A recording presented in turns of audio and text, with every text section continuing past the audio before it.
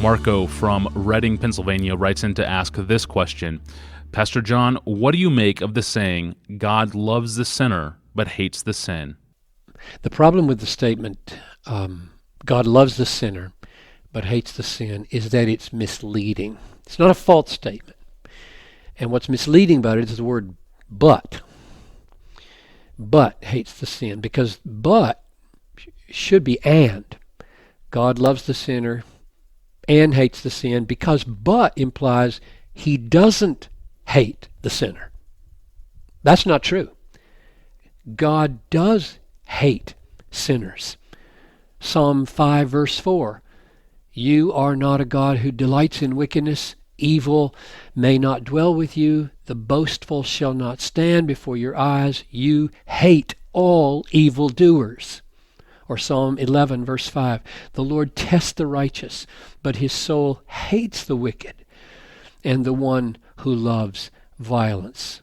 So it's just not true to give the impression that God doesn't hate sinners by saying he loves the sinner and hates the sin. He does hate sinners.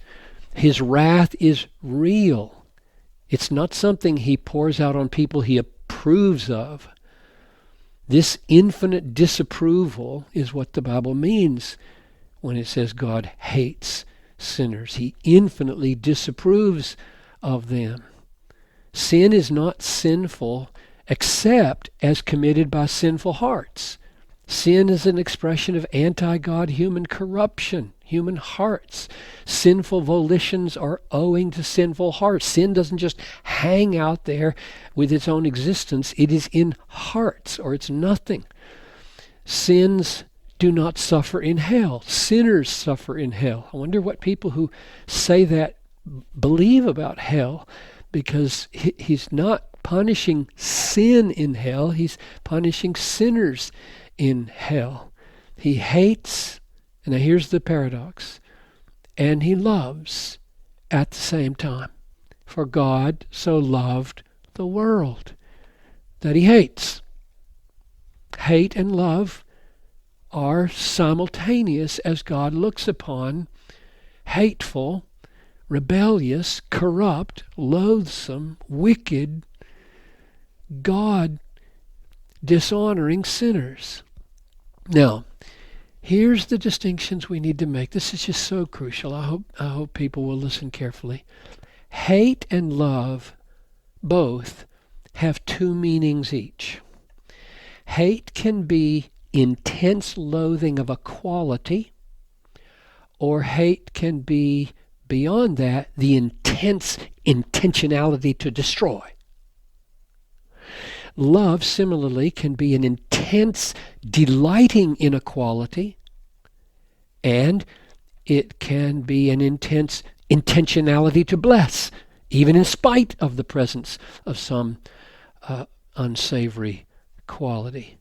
So, in any given text in the Bible, we have to ask, is the hatred being spoken of here only an intense loathing of a quality of a person, or is it also the intent to destroy? And it's different. If you went over to Malachi 1, you'd find the latter, and I think some of those texts in the Psalms refer to the former. Same with God's love. God's love moves him to save millions of people who in and of themselves are loathsome to him. Now here's why this matters. If we don't understand that God finds us hateful and loathsome in our ugly sin, we won't be as stunned by what love is for us.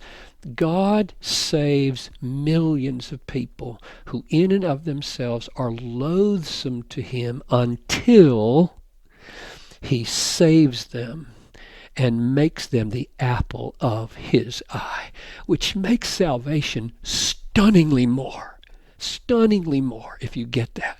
That God comes to us not in our attractiveness, like, oh, I really love this person and just hate their sin. No, he finds me reprehensible because of my rebellion, just like we find certain wicked people reprehensible because of their sin. And he's coming to us and he's dying for us in order that he might make us into the apple of his eye.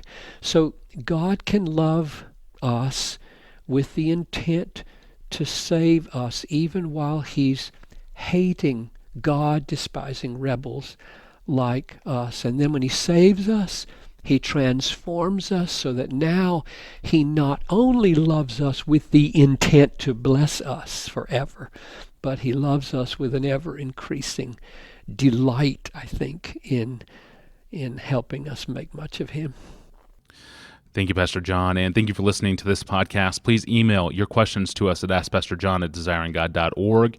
At desiringgod.org, you'll find thousands of free books, articles, sermons, and other resources from John Piper. I'm your host, Tony Reinke. Thanks for listening.